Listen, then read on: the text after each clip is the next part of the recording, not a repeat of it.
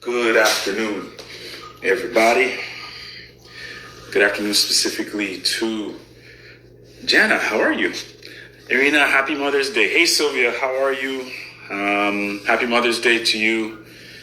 All the young women out there who are celebrating today. Let's just be clear. Every day is Mother's Day. It's not just one day that we need to celebrate you guys. Please keep that in mind. That's really important. Mother's Day is not one day. It's every day. Every damn day. Hey, Clea. How are you? We are getting ready for another movement meditation with one of my favorite people, Andrew TACTIX Maurice James. What's up, man? I'm good. You? I'm doing well, man. Thank you. Good. Did you hear what I said? About every day being Mother's Day? No. Good. You didn't hear the other part. You have to go back later and watch it. But yeah, every day is Mother's Day. We do have to recognize that. Don't need one day for us to recognize that. So yeah, man. How you been? I've been good, man. I've been good. Just trying my best to keep busy as always and keep moving, which is always great. For sure.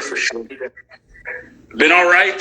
This week was good in the sense of us getting together as a team and just strategizing and figuring out how we're going to go forward. It's going to be a little bit different, but it's the new norm.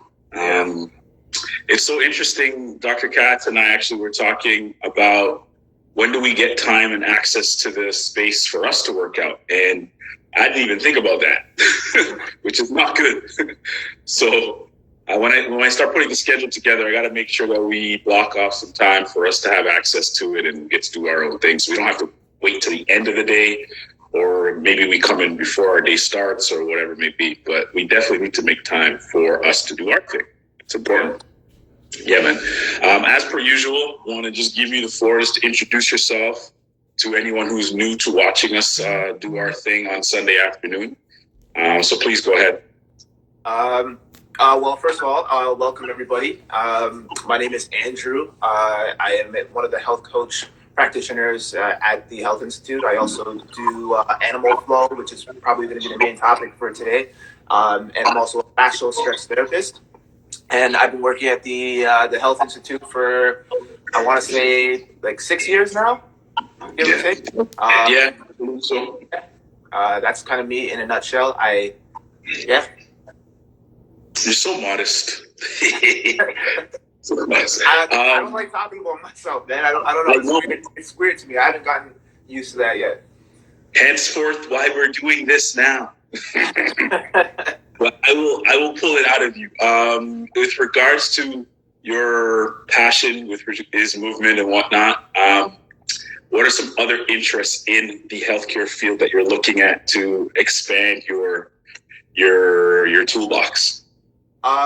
Well, my approach started off just being, the aesthetics and just learning. I just wanted to become a personal trainer.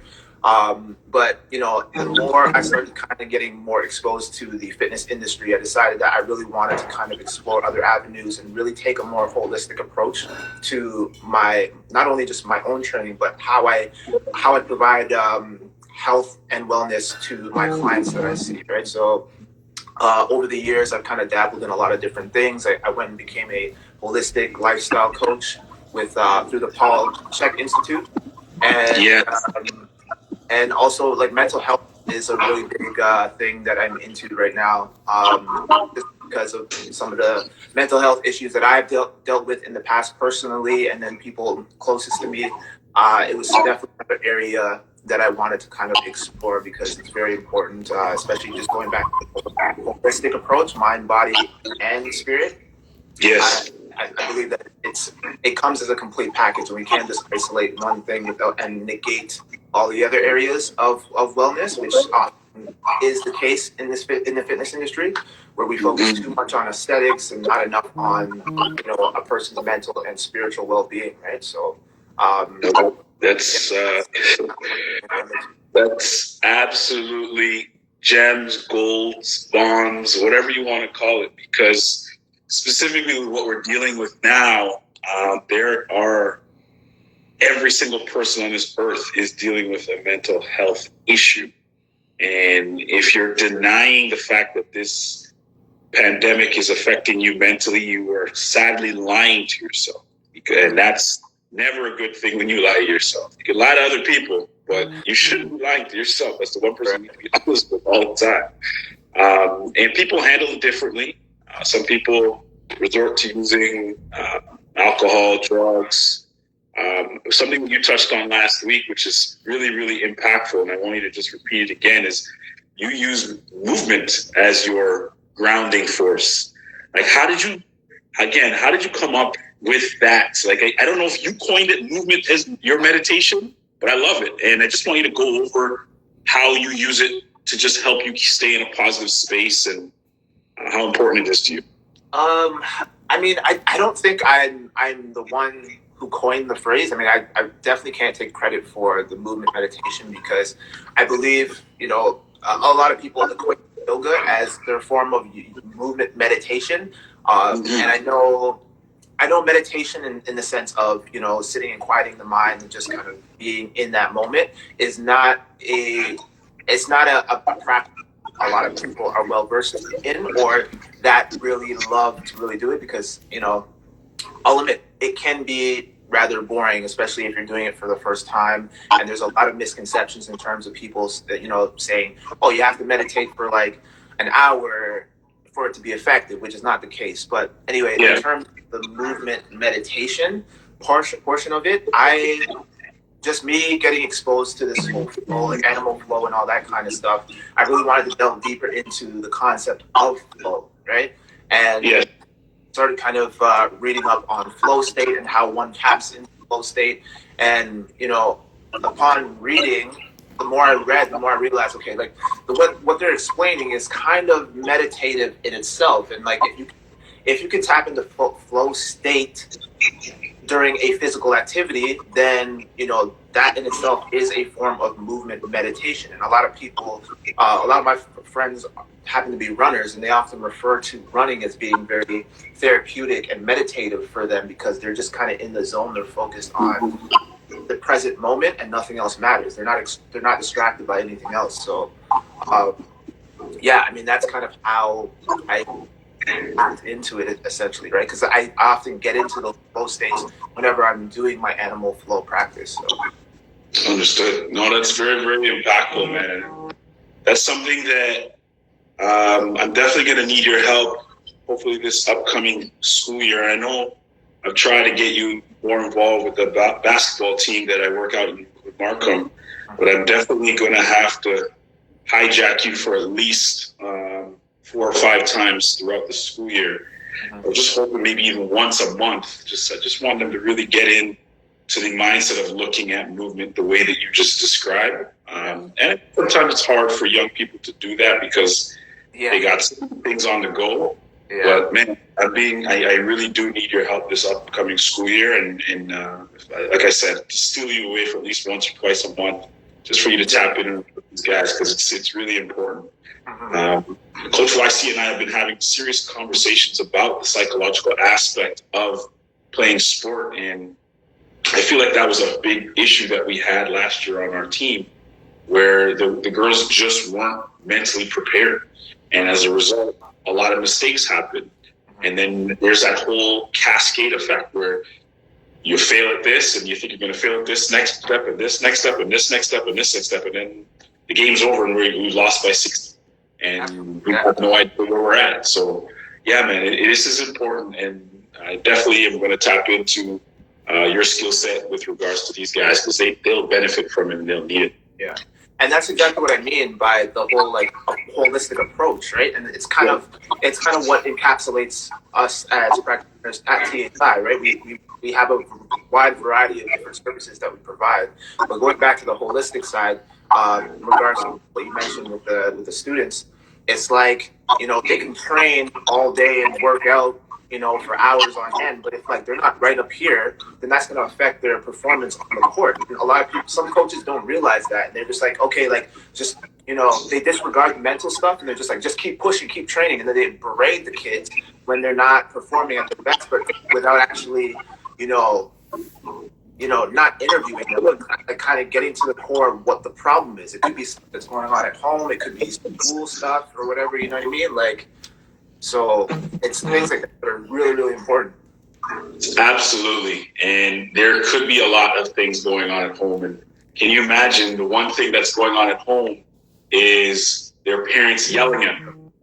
And then when they go to practice, their coach is yelling at them. Yeah. How do you think the kid's going to perform? Absolutely. They're going to behave the same way they do at home, which is basically either go into the closet, put the covers over their head, and it's a wrap. So you're absolutely right, man. It just cannot be where you're just taking a kid on your team because you think he's a good basketball player and you want him to perform or you want her to perform. Like, there's so many elements to us other than just our muscles, joints, ability to jump, run fast, and all that good stuff.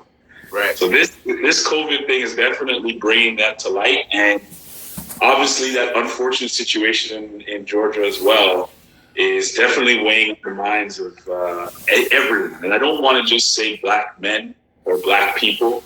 It has to be everyone, because what happened there is a tragedy and should not be happening anytime. In any lifetime that we're in, you know what I'm saying? Yeah. And saw that you went for a run, and I know we talk about this all the time. We're not runners. I hate running. Yeah. And why did you feel compelled to do that on your part? Honestly, and I wasn't looking for to kind of jump on the bandwagon and be a part of that in that regard and get exposure or anything. It was really just it was for a good cause. I personally don't like running, but when I heard that when I first read the story and then saw the video, I was heartbroken. Like, it's like we're in 2020 right now, Jay, and it's like we're still dealing with old bullshit like that. You know what I mean? It's like I just don't understand how we've come so far and yet haven't progressed all that much in regards to that. So yeah, I felt the need to just do my part, show my respects, and that's really all it was. I didn't really think twice about it. Absolutely, man. It's one of those things where how, like you said, how could this happen, and how could anyone just stand by and allow it to happen? Yeah. And I have a daughter, as you know, and I try not to keep anything away from her.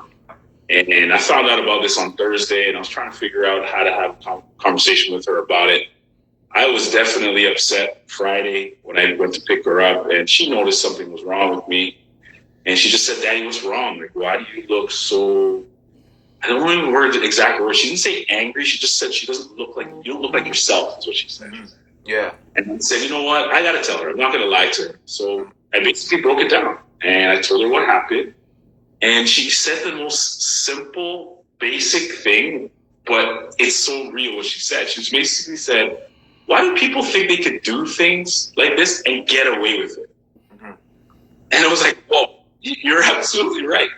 They absolutely believe what they did wasn't anything wrong. Mm-hmm. That's the most troubling part about all of it. They thought that they could work in their own car, grab their own gun, and shoot a man that they have never had a word with or never seen before in their life. And that is the biggest problem. And they thought that was cool. Yeah. So it's heartbreaking. I know we didn't get on here to talk about this, but I wanted to find out if anyone else that is struggling with this and is looking to get a way to relieve stress and keep themselves in a positive light. Movement is definitely something that we could do to help with that. So I'm hoping that you could put us through something today that is just going to help relax our minds and just get us in a positive space, because we all can benefit from it today. For sure. Absolutely. Yeah, man. So whenever you're ready to start, we get going. Okay. I guess we'll start with our wrist prep. Okay. Yeah, prep myself up. All right. Okay, so we're gonna interlock the fingers. We just roll out here.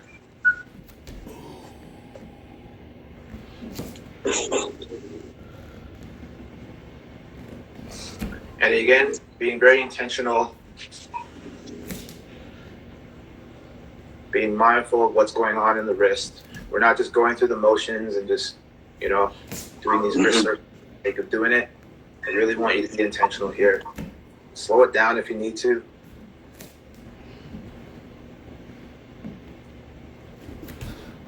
And is it okay to hear some clicking and cracking when you're doing this? Absolutely. As long as there's no pain associated with that, you're totally fine.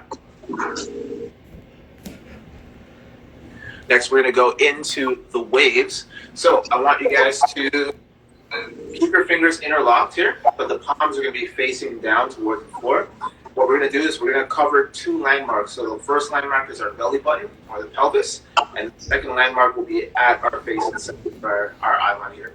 So we're going to start by biasing the right wrist or the right hand over the left, and we're going to pull up from our belly button towards our eye line. Once you reach that point, you're going to switch the position and pull down towards your belly button, and then switch, and switch, and switch. And as you start to get more efficient at this, you can start to speed it up a little bit more. Just remembering your landmarks.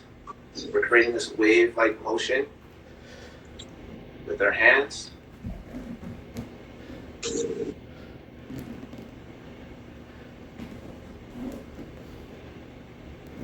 And then we can try and reverse the motion. So now leading with the left, hitting those same landmarks, belly button and the eye line.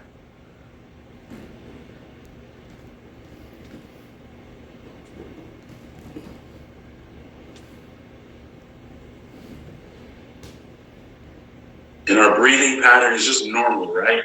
Breathe here, yeah. Okay.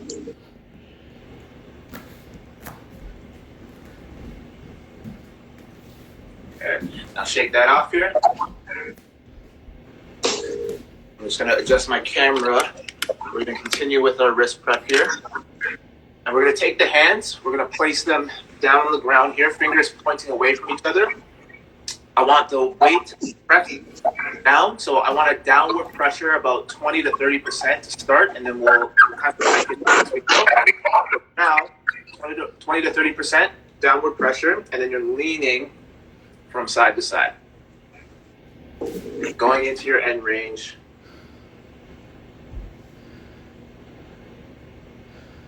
I was typing a lot yesterday, so my wrists are a little bit stiff. Right there.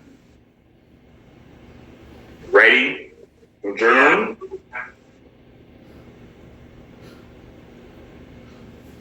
Very cool.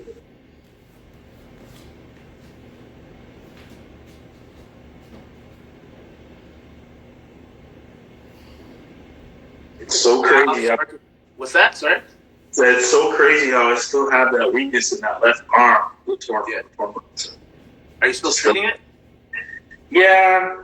I started doing some more lifts and doing some kettlebells. Shout out Sylvia. But I can tell the difference, man. When I'm trying to do like a Turkish get up on my left side, my whole body is shaking. Even my pinky fingers. Oh, yeah? Nuts. Just weak. Really, really weak.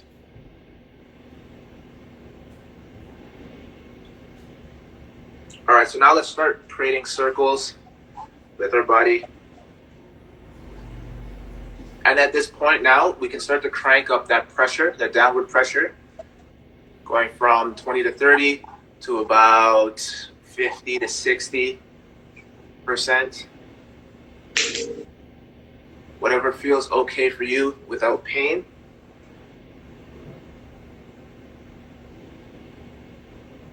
But we want to try to create controlled stress in the wrist in that extension position here, which we're in right now.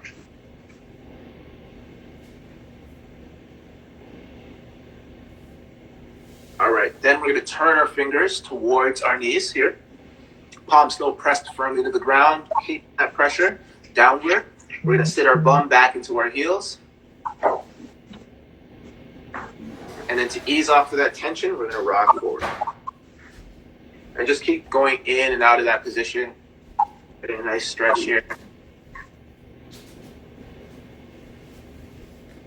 Go to your edge.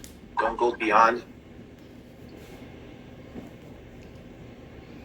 That's a key point, guys. Go to your edge, which basically means work within your range of motion without pain. You do not need to experience pain when you're doing any of this stuff. Okay? There's no pain, no gain. It's bullshit. Absolutely. Don't follow that crap.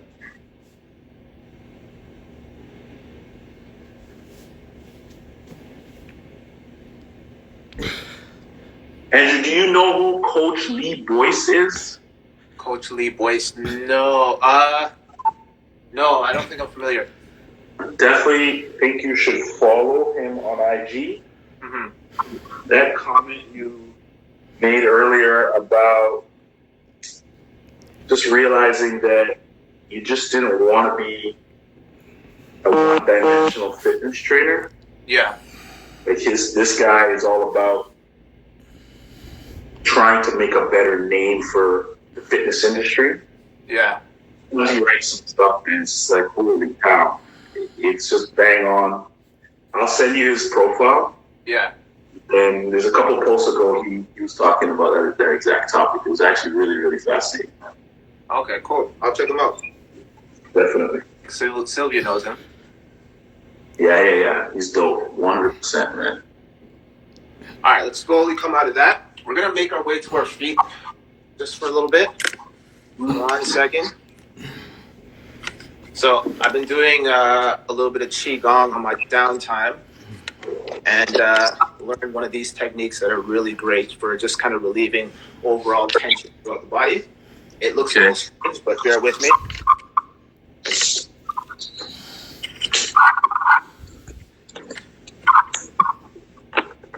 Did I tell you I ordered a fancy holder? It's coming soon. What's that? Did I tell you that I ordered a fancy holder? Oh, it's coming soon. All good, man. All good. Okay.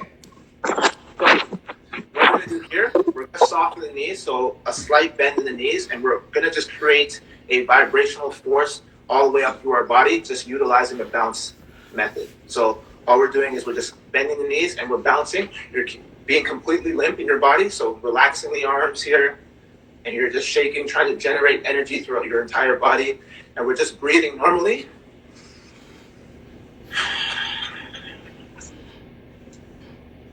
Just create that bounce here. Told you it looks a little strange, but it helps. Just relaxing, bouncing.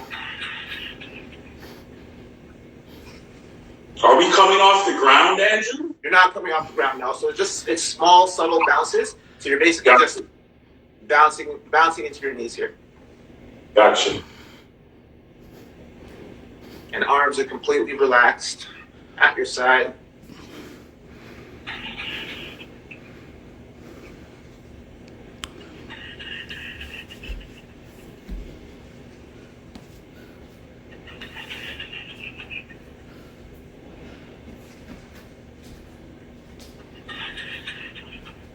All right, start to slow it down. Come to a complete stop. Feel that energy going through your body. Just check in with your breath here. Take a couple of deep breaths here if you want. And a long exhale. Deep breath in. Long exhale. Last time, deep breath in. Long exhale.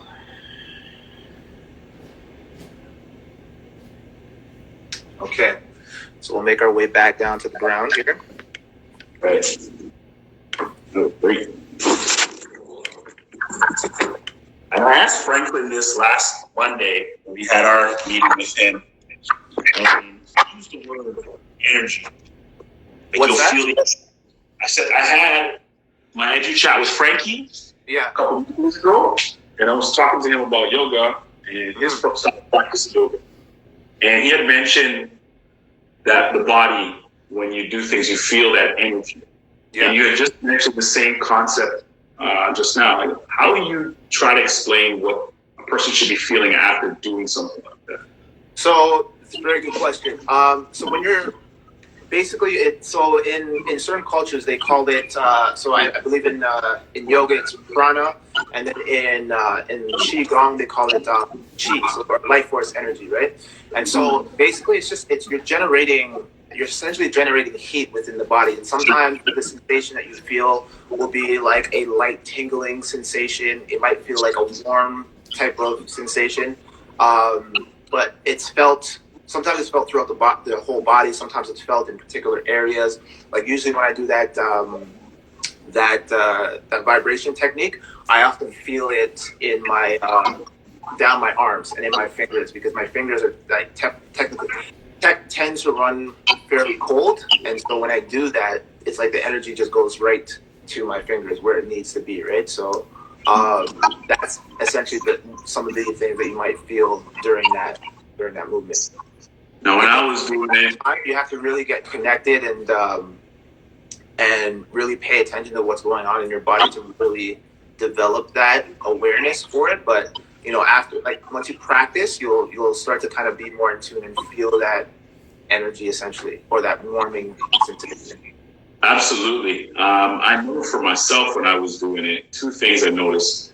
When I had my eyes open, yeah, I was distracted and I couldn't really feel it come on right away. But as soon as I closed my eyes, most of my energy and heat went basically across my chest like this. Yeah. And went to my neck, and it went down into my biceps, specifically my left one.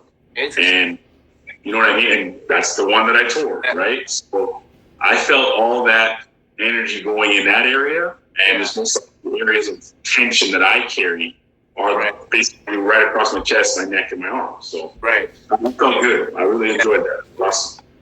I think that's partially why during like meditation, for example, they recommend that you close your eyes, because it's hard for you to kind of go inside into yourself internally and kind of focus on your breath, or limiting your thoughts and stuff like that. So so that's actually a good point that you made in terms of like closing your eyes and being more well connected in what you're doing.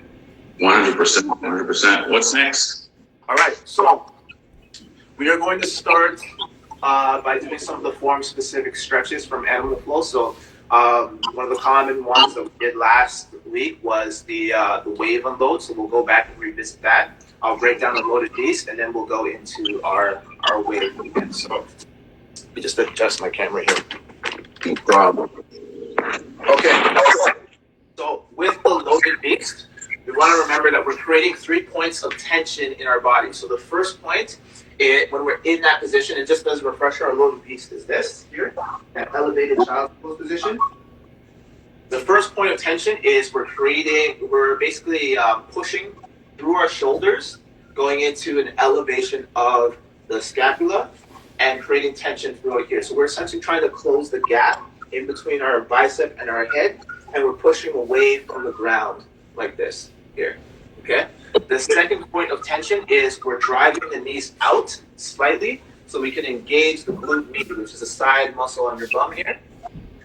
The third point of tension is we want to create tension in our core here, so contracting our abs as if we're getting ready to take a punch, okay? So we can get into loaded beast directly, or we can get to loaded beast from our static beast position. So the static beast is that quadruped position with the knees off of the ground, and then from there you basically just push your hips back into your heels, and then slide your hands down, and then drive the knees out, push through the shoulders, keep the core engaged, and that is our loaded beast. We're going to hold here for 10, 9, 8, 7, 6, 5, 4, 3, 2, 1, and relax.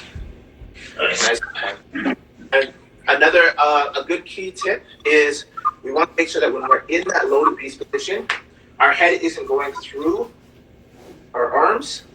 It's just staying right in between. So you want to keep the head natural here. So don't go into neck flexion here with your chin to your chest. Just keep it nice and neutral here. Yeah, we want to try to avoid that position, guys, because unfortunately, we're in that position a lot when we're sitting at our phones, sitting looking at our computers. Yeah, flexion motion, just try to avoid that and keep it, like Andrew said, in a natural or neutral position, basically straight in line with the arms. So yeah, good point. Yeah. And then next, we want to make sure that the knees stay hovering 1 inch off the floor, no higher and no lower than that. The reason being is that especially for when we're getting ready to do our wave unload, if my knees are too high off the ground, then that means that my hands are probably pretty close to my body. So when I do my wave, I'm going to always have to readjust in order to complete the movement, which obviously breaks up the flow. So there's a difference between doing the wave unload with my knees way up here and then trying to go here, because now I'm way past my wrist line and now I have to adjust to compensate, right? So we want to make sure that the knees are low to the ground. I want to make sure that essentially I want to be able to almost get as low enough so I could probably I can lick the floor. You don't actually want to lick the floor, especially nowadays, but that's the idea. You want to get as low as possible so that when you go into your wave, you don't have to make any adjustments. And obviously, people have different limb lengths, so you're going to have to kind of, figure it out based off of your own body, play around with the placement, but for the most part, you should be good if you follow that cue of keeping the knees low to the ground and then just having your hands splayed out way out in front of you. Keeping your body as low to the ground as possible. So with the wave unload now, we go from our loaded beast, we're going to extend the hips up towards the sky, and then we're going to continue that movement by pushing up onto the toes, bringing our body forward until we go into that spinal extension position, and then we're basically sending that wave all the way from our hips to our neck, looking up, and we're going to reverse the movement by tucking the chin, pushing through the shoulders, keeping the core engaged, and following through back to our loaded beast position. So when we're in loaded beast, we go into our cues. I'm creating 3-point tension. I'm going to extend my hips into the downward facing dog position or this pike position. Chin is still tucked, and I'm going to then pop up onto the toes if I have the strength to do so, keeping the chin tucked still. Then my hips are naturally going to fall into extension, and I'm going to untuck my chin, keeping the elbows locked out, and don't let your shoulders elevate in this position.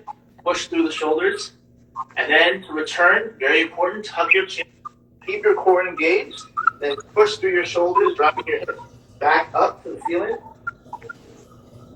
and then letting the hips lower down towards the ankles. Perfect. That was awesome. It's not a lot of movement. We're not pushing heavy weight, but just the tempo that you move it and you coach it through makes it challenging. You know what I mean? Yeah. And one of my boys just signed on, Jelani, and a couple years ago, he came to me. He's one of the best basketball skills trainers in the country. Mm-hmm. And he came to me, he's like, you know what, Jay, I feel like my body's not being able to stay up on the court. Mm-hmm. And this is when we were training heavily. And I think I just took the front step with him, Andrew, and that's all I did. Front step, inchworms, and hopefully he'll pipe in. He said it was probably one of the hardest things he's ever had to do. Like, he was sweating, and it was a challenge. And it wasn't pushing 200 pounds. It wasn't pulling 500 pounds. It was just literally working on his body, moving from one position to the next. Yeah. And it's amazing. I love it. I absolutely love it. And if anyone has not experienced working with you from our client base, I'm hoping that these sessions that we're doing on Sundays are really opening their eyes on how their body could be in so much better shape than it is and was ever.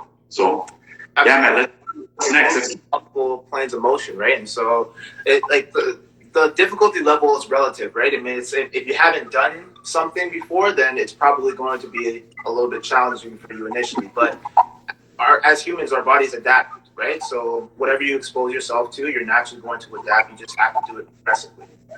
Absolutely. Absolutely. Okay, so the next thing we're going to get into is our scorpion reach position. So I'll show you what the movement is, and then we'll break it down together. So again, starts from our loaded position. So I'll show you on the right side. So in this case, the call out could either be right leg scorpion reach or left leg scorpion reach. So for the sake of, so you guys can see me, I'm going to do a right leg scorpion reach. So on this side, in which case my right leg is going to load my scorpion tail. So I'm going to bring my right knee to the opposite side arm. Then I'm going to push my body into this tight position here, like this. So I'm in a modified downward facing dog position. And then I'm going to extend the hip back and then externally rotate it to open up that hip. And I'm pushing through the shoulder, and my eye line remains on my base foot. Then to return to my position, I'm just going to reverse the position in which I came, or the movement in which I came, and then back into my loaded beast position. So, without going into the load, essentially we're in this pike, then we're in this modified downward facing dog position. I extend the hip back, and then externally rotate to open the hip, and pushing through the shoulder. Okay? You want to make sure, key thing, is you want to make sure that you get into that full pike position here. And then, again, I missed the one important part. When you're here, it's a slight bend in the knee on that base leg. Okay? So we only extend all the way when we're about to transition out of that movement into a modified crab, which would be this. So we're going here like this and landing in that position. But we're not doing that yet. Yeah. Base leg is going to be slightly bent, but we still want to make sure that we get a good enough pike, because one fault that you might do is you rotate too early and you turn it into this. Similar to when we were doing the crab reach. Yeah. A lot of people have a tendency to want to look and turn their head too early to where they're going because out of fear or discomfort or whatever. And when it happens, you're going to be like going like this, looking behind you or looking over, trying to see where your leg is going to go.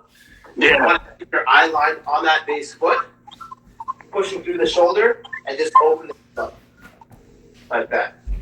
Got it. Okay? Okay. Let's try it. So I'll call it out here. Okay. So we're going to go into our loaded beast. We're going to go right leg scorpion reach. So we're going to take the right leg, bring the right knee to the left forearm to load the tail. Then we're going to push into that tight position and then extend the hip and then open that right hip. Keeping your eye line on that base foot, pushing through your shoulders, and then to return, you just reverse the movement. Then we'll do the same thing on the left side. So left leg scorpion reach, we take that left knee, bring it to the right forearm. Good. Drive the hip up, extend that left hip, and then externally rotate to open the hip, keeping that eye line on that base foot. Pushing through the shoulders, getting a nice stretch, and then return back to your loaded beast. And rest. You know what's really wild? And I'm wondering if everyone is doing this properly. Yeah, you think, okay, actually back up. Where are we supposed to feel this again? It tells you. So you'll feel it, you might feel it in the outside of the hip. You might feel it a little bit in the lower back. As long as there's no compression, then you're fine. You'll start to feel a little bit in the hip flexor, so the front of the hip as well. Yeah. And then for me, I'm a little bit tight in my serratus and my oblique, so I feel it a little bit there too. That's where I was going. Because when you said, and you gave me the cue of drive through your shoulders, this entire area just opened up. Yeah. And I feel like because we're all doing this, Yeah. right? And some of us are doing stupid shit like this in the bed. That is something that we can really open up that area. Yeah. So that cue of drive through your shoulders really helped that. Yeah. So that was awesome. That was really awesome. Yeah, because sometimes, especially in that position, especially for me, I'm still tight. I'm still working on that. My elbow, one of my elbows will tend to bend to compensate for that position. So I always have to remember to really push through my shoulders to get the full benefit of that stretch. So this is where being a little bit more mindful and intentional with your movement comes in handy and comes into play. Right? We want to make sure we're not getting lazy in any areas. So when you're doing that, go slow and do your check. Am I pushing through my shoulders? Have I extended my hip back and externally opened up that hip capsule to get a nice good stretch there, right? A slight bend in that base leg, right? Yeah. That was dope. So let's put this together into a little flow. So we'll go wave unload, right? And then we'll do 2 wave unloads, and then we'll do scorpion reach on each side. Do it. All right. Let's get our loaded beast. We're gonna go wave unload.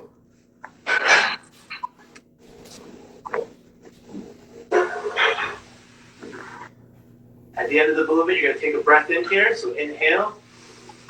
As you exhale, you're gonna return. Tuck your chin, push your shoulders, keep the core engaged.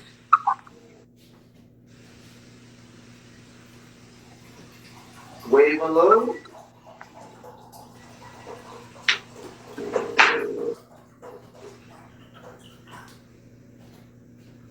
At the end range, take a breath. Exhale, push back to loaded beast.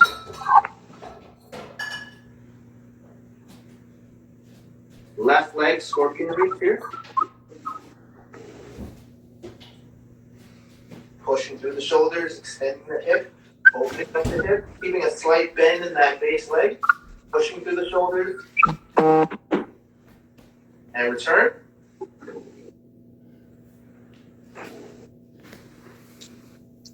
And right leg, scorpion reach.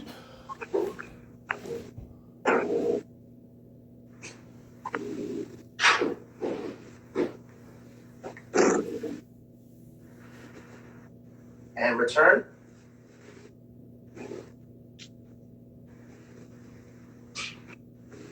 And relax. Nice. Okay. So I'm definitely gonna add this to my flow this week. I've been keeping steady with it from the start that we've done this. Yeah. It helps. Interestingly enough, I do like a morning routine of just some hill runs, and I wasn't doing my morning movement with you before I did this. I was doing like mainly at the middle of the day just to get my blood flowing and oxygen moving, but then I switched it and I added it to my morning, and I feel like I'm just getting up hills. And it doesn't take much, man. Like we just did 2 movements, and I'm already nice and warm. Seriously, ready to go. Yeah. Ready to go. Definitely going to have an awesome day. I hope everybody does too. Do you have anything else that you want to share with us movement-wise, or is that good for today? Just to kind of piggyback off what we were talking about last week is just add these movements into your daily routine. Like I mentioned earlier, it doesn't take a whole lot, and it doesn't take a whole lot of movements. You could really get a nice warm up with just 1 or 2 of these moves, and just kind of set a timer for about a minute, and then just play around with whatever movements are in your arsenal so far, based off of what we've learned over the course of 3 weeks now, 3 or 4 weeks. So yeah, just make it a habit. Take 5 minutes out of your day, just throw these in, and whether you're using them as a warm up or just using them as like daily maintenance for your body, right? Because like Jay said, we're sitting a lot more nowadays, so getting in that good efficient movement is going to be very beneficial, especially when things kind of blow over and we start to return back to everyday life, then, you know, at least you'll be a little bit more mobile and ready to tackle around the world. Absolutely, man. And I have to do a better job of saving these videos so I can put it up on our YouTube page so people can watch it after. Did you save last week's at all? I had to rip it, so I was able to do it, but I have to, it doesn't allow me to do it as one. Basically what I'm saying is it separates the video from the audio. Got it. I have to merge the audio together, and then I'll send that to you. And then Okay. Awesome, man. Thank you so much, Andrew. No worries. Soon, and I will see you guys next week with Sunday Afternoon Gospel with Pastor Andrew James. Hallelujah. Take care, guys. Thanks for tuning in. Thank you, Jay. Yeah, man. Respect, bro. Love you. Love you too, man.